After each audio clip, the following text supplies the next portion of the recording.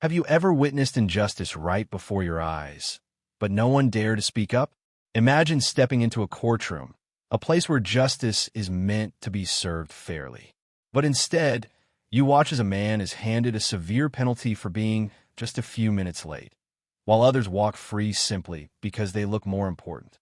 This is the story of Ethan Carter, a brilliant attorney who unexpectedly found himself at the mercy of a biased system. But instead of accepting the injustice, he did something no one saw coming.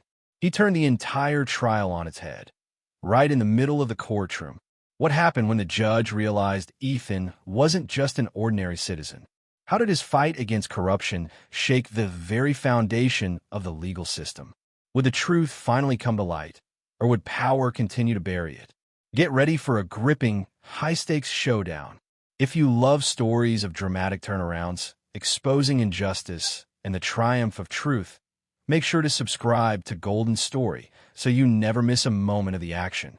Hit subscribe now and turn on notifications to join us on this journey for justice. Part 1. The trouble begins. Ethan Carter drummed his fingers impatiently on the steering wheel, his gaze locked on the endless line of cars ahead. Not an inch of movement.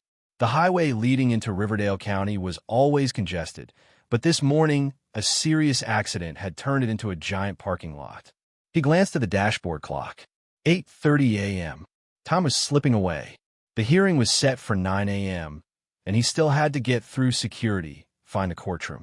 Just the thought of being late made his frustration simmer. Ethan wasn't the kind of man who ran late. As a renowned criminal defense attorney, he understood the value of discipline and punctuality. Throughout his career, he had fought relentlessly against the injustices of the legal system, defending those crushed by power. But today, he wasn't heading to court to defend a client. He was here for something personal, a land dispute involving his family home, the place where he had grown up. His phone buzzed on the seat beside him. Grabbing it, he saw a message from Laura Matthews, his assistant at the firm. Just a heads up, Judge Bowman isn't the forgiving type. He's infamous for being harsh on latecomers. And let's just say, his rulings aren't exactly fair. Be careful. Ethan frowned. Richard Bowman. The name was all too familiar. A conservative judge, notorious for his authoritarian courtroom demeanor and a clear bias in favor of defendants with power and influence. Those outside the so-called acceptable social circles often faced harsher sentences under his gavel. A slow burn of unease spread through Ethan's chest. Not that he was afraid of men like Bowman. He'd spent years taking them on. But today, he wasn't here as a prosecutor or a defense attorney. He was just a man fighting for his family's rightful property. Would he still have to battle judicial bias, even in a case as straightforward as this? Up ahead, the line of cars finally began to inch forward. Ethan pressed the gas, weaving through the cleared lanes as police directed traffic. 8:45 a.m. He might just make it, but a strange feeling clung to him, an inexplicable sense that something about this morning was off. Part 2. Tension in the courtroom. Ethan Carter strode up the stone steps of the Riverdale County Courthouse, the heavy metal doors clicking shut behind him with a dull thud.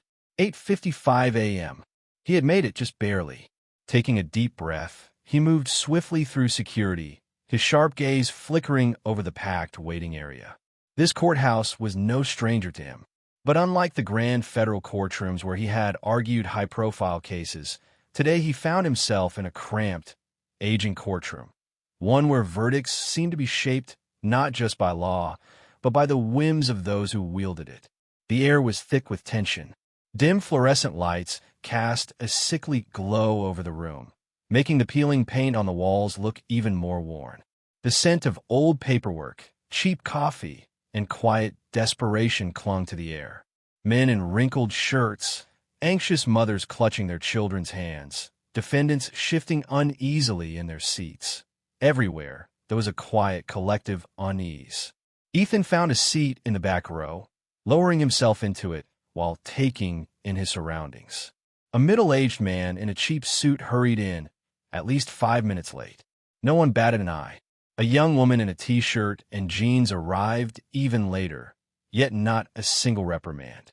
But Ethan knew better than to think his case would receive the same courtesy. A deep, authoritative voice broke the murmurs in the room. The courtroom doors swung open. Judge Richard Bowman had arrived. The man was in his 60s, his silver hair combed neatly into place. His face was cold, expressionless, a stone mask of absolute authority. His piercing blue eyes swept the room like a hawk scanning for prey. As he took his seat on the bench, it felt as if the temperature in the room dropped a few degrees. "All rise." The bailiff's command echoed through the chamber, followed by the rustling of chairs as everyone stood in unison. Ethan watched as Bowman began calling up defendants, his methods swift and robotic, but far from impartial. A blond man in a polo shirt, the logo of a well-known local company embroidered on his chest, stepped forward. Charge: a second violation for illegal parking. Bowman barely glanced at the papers. Warning: no fine. Be more careful next time. Next, a well-dressed woman with platinum blonde hair and a designer handbag approached. Charge: public disturbance. But with a charming smile and a vague explanation of a misunderstanding, she was dismissed without consequence. Then a black man in neatly pressed slacks and a button-down, his hands stiff at his sides, stepped forward. Charge: failure to provide proper vehicle registration. Bowman didn't even bother to look up. $500 fine. Have your paperwork ready next time. Ethan clenched his jaw, his grip tightening around the strap of his briefcase. It was clear as day. The law was not applied equally in this courtroom. He leaned back, quietly observing as the pattern repeated. One person was late but had the right connections? No problem. Another arrived at the same time but lacked status? Heavy fines. Bias wasn't new to Ethan, but rarely had he seen it displayed so blatantly, so unapologetically. A glance at his watch. 9:15 a.m. His name was about to be called, and he was ready. Part 3. Ethan faces injustice. The sound of his name being called cut through the courtroom like a blade. A sudden silence fell over the room. Ethan Carter rose to his feet, his posture calm and composed as he stepped toward the defendant's podium. As soon as he placed his case file on the table, Judge Richard Bowman lifted his gaze, cold and unyielding. There was no greeting, no hint of patience, only a sharp, dissecting stare. "Who do you think you are, showing up late?" Bowman's voice sliced through the air, laced with contempt. "I do not tolerate this kind of disrespect. Do you think your time is more valuable than this court's?" Ethan met his glare without flinching. He had watched Bowman dismiss others for the same offense. No reprimands, no penalties. And yet, now, the judge had chosen him as the target. "Your Honor, I apologize for the delay," Ethan said evenly. "There was a traffic accident on the highway, but I arrived before proceedings began."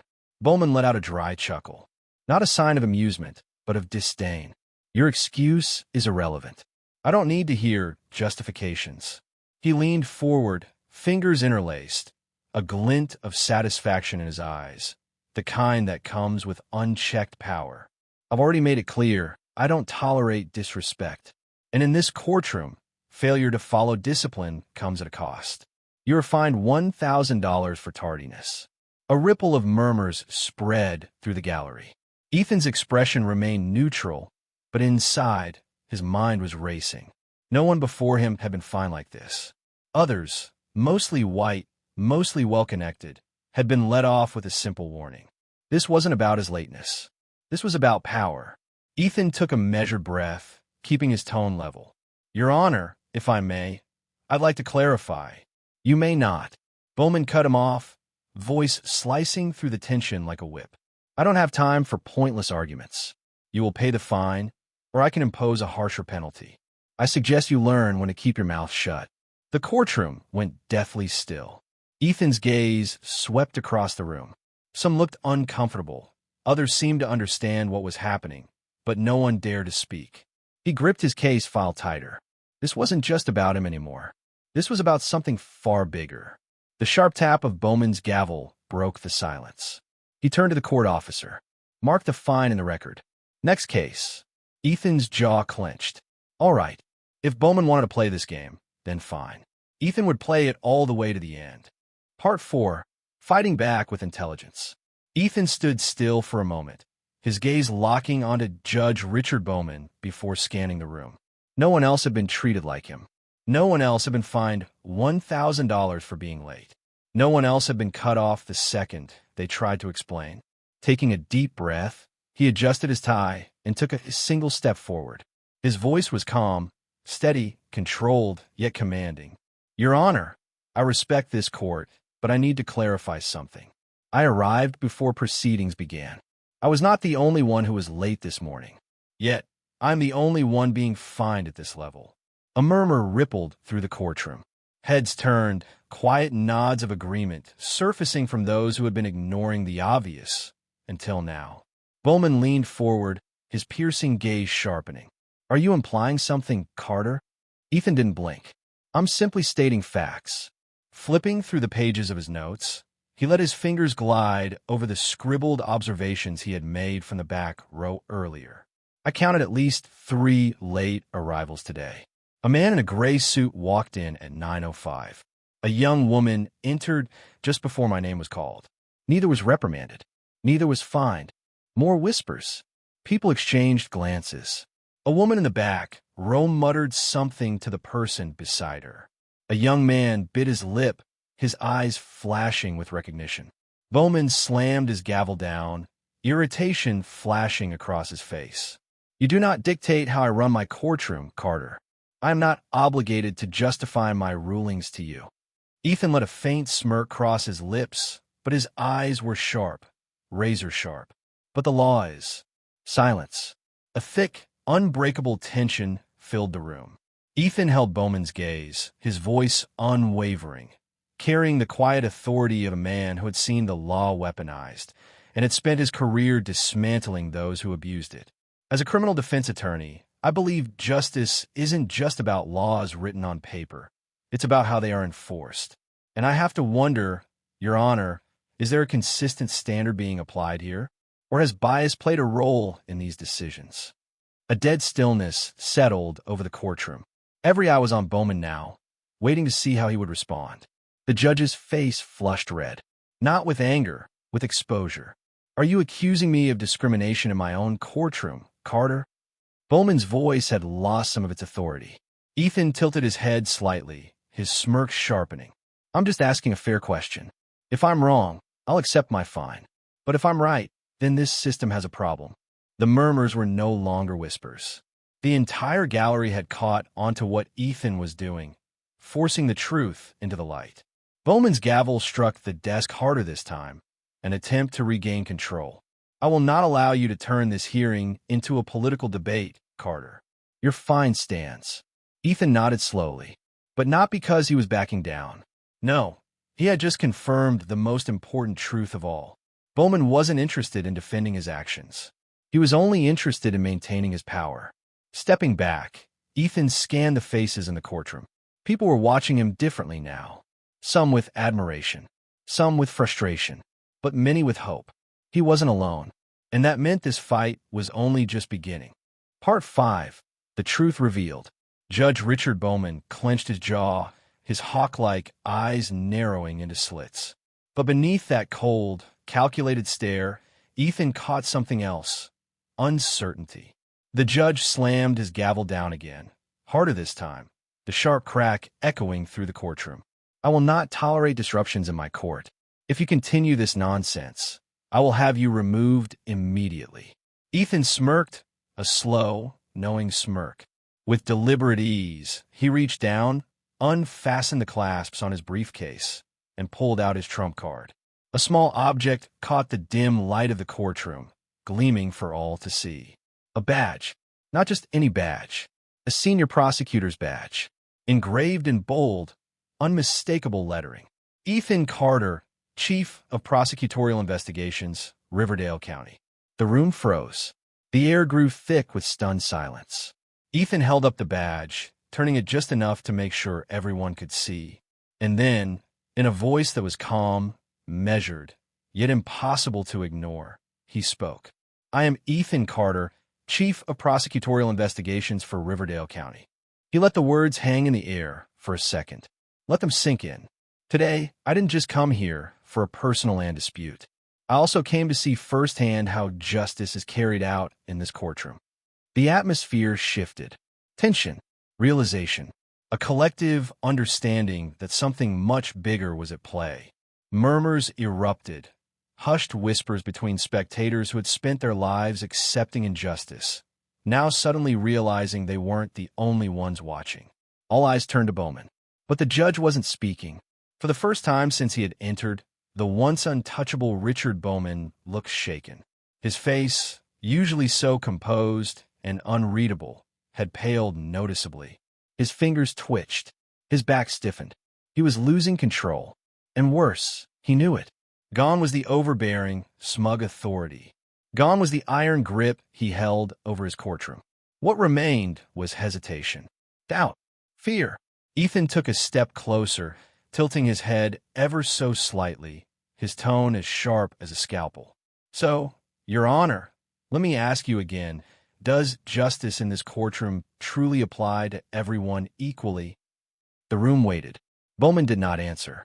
His lips pressed into a thin, rigid line. His knuckles whitened against the bench. His throat bobbed slightly as he swallowed, trying, desperately, to reclaim his composure. But everyone could see. He knew who Ethan Carter was. And now, he knew that every ruling he had made this morning was under scrutiny. Ethan didn't need to say another word, because in that moment, he had already won. Part 6, fighting back against a corrupt system.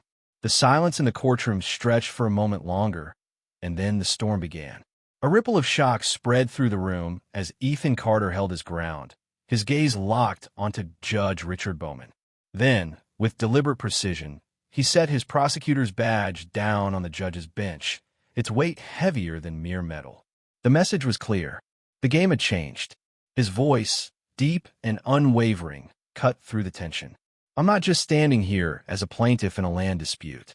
I'm standing here as a witness to a legal system that has been twisted beyond recognition."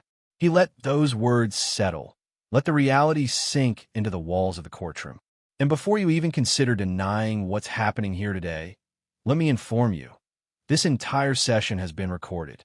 The room exploded. Gasps, murmurs, a shockwave of realization crashing over the courtroom. Bowman stiffened, his fingers curled around the bench, knuckles whitening as his breath hitched for just a fraction of a second. Then his face hardened. "Are you threatening this court, Carter?" Ethan's smirk was cold, controlled. "No, Your Honor." He raised an eyebrow. "I'm simply doing what any prosecutor would do, collecting evidence." He lifted his phone, its screen glowing with a recording over an hour long. "From the moment I stepped into this courtroom, I've documented every case you've handled. I've recorded your bias, every unfair ruling, every double standard, and I'm not the only one who did." A voice rang out from the back. "He's right." Heads turned. A young woman, early 20s, sharp-eyed, her hair tied back in a ponytail, stood up. She wore a hoodie with the emblem of a prestigious law school across her chest. She held up her phone, her face determined. On the screen, a live-stream video of the morning's hearing was playing. The room froze. The murmurs turned into full-fledged whispers. Some people gasped. Others smirked knowingly. The law student lifted her chin, her voice carrying through the courtroom. "Everyone here can see how you handle these cases, Judge. The video has been streaming live, and right now it has thousands of views." Bowman went pale.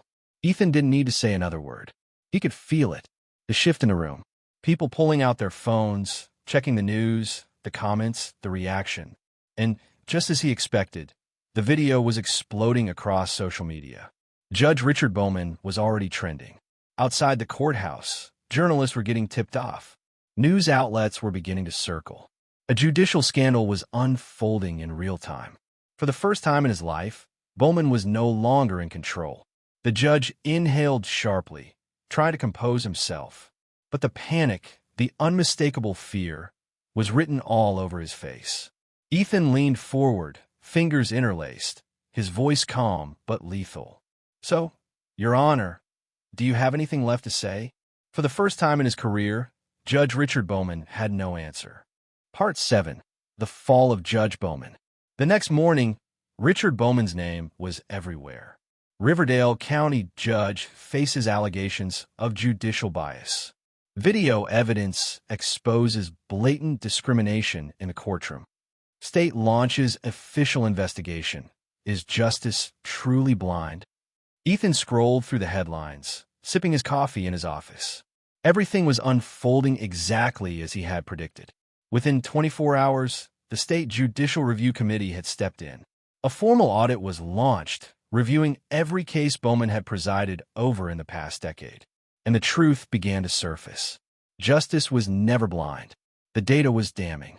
Bowman had been abusing his authority for years. Defendants of color were 3 times more likely to receive harsher fines than white defendants for the same offenses.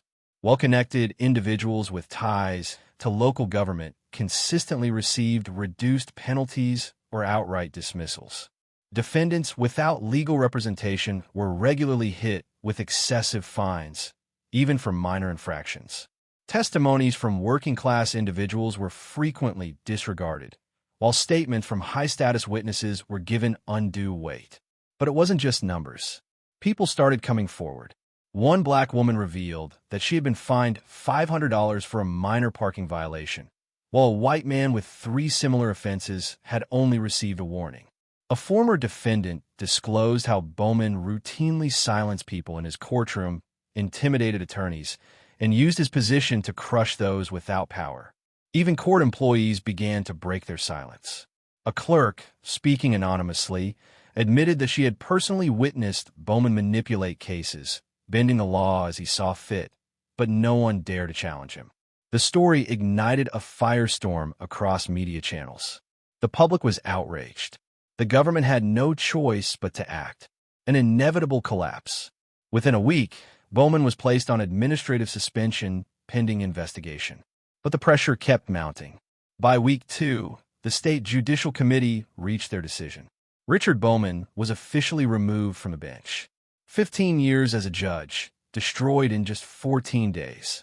He had no way out. At a brief press conference, Bowman attempted to defend himself. I have always served justice fairly and never intended any discrimination. These accusations have been exaggerated beyond reason. But no one believed him.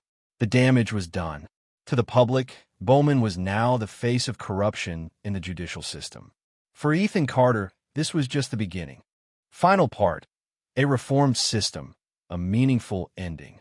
3 months after Judge Richard Bowman was forced to resign, Riverdale County Courthouse was no longer the same. On a crisp autumn morning, Ethan Carter ascended the courthouse steps once again.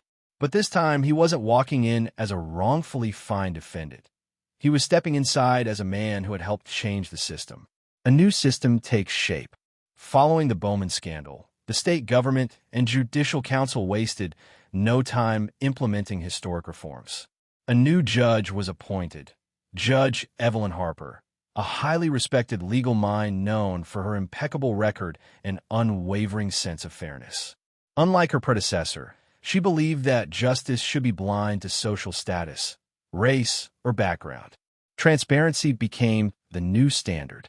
Courtroom cameras were installed in every judicial chamber, ensuring every trial was recorded and available for review in case of complaints. A judicial ethics hotline was established, allowing citizens to report bias or misconduct immediately. No longer could judges like Bowman manipulate justice from the shadows. For those who had suffered under the old system, these reforms weren't just progress, they were a victory. But for Ethan Carter, his battle had never been about just one judge. A symbol of justice, the events in Riverdale gained national attention. Ethan became a symbol of justice. Not because he took down a corrupt judge, but because he had the courage to stand up when others stayed silent. He was invited to legal conferences to speak about judicial integrity. Law students, young prosecutors, and justice advocates looked up to him as an example of how the law should be upheld. One day, a letter arrived at his office. It was from a young prosecutor in another state. "Mr. Carter, I'm just starting my career in law, but your story changed the way I see this profession. It made me realize that justice isn't just in the laws we write, it's in how we enforce them. Because of you, I'm committed to fighting against injustice in my own courtroom. Thank you for inspiring me." Ethan smiled as he read those words. This was why he had chosen law in the first place. Not for status, not for power, because justice only exists when people are willing to stand up and defend it. He gazed out the window of his office, the sun rising over the city skyline. Bowman's story had ended, but the fight for justice? That would never end. And Ethan Carter was ready for the next battle.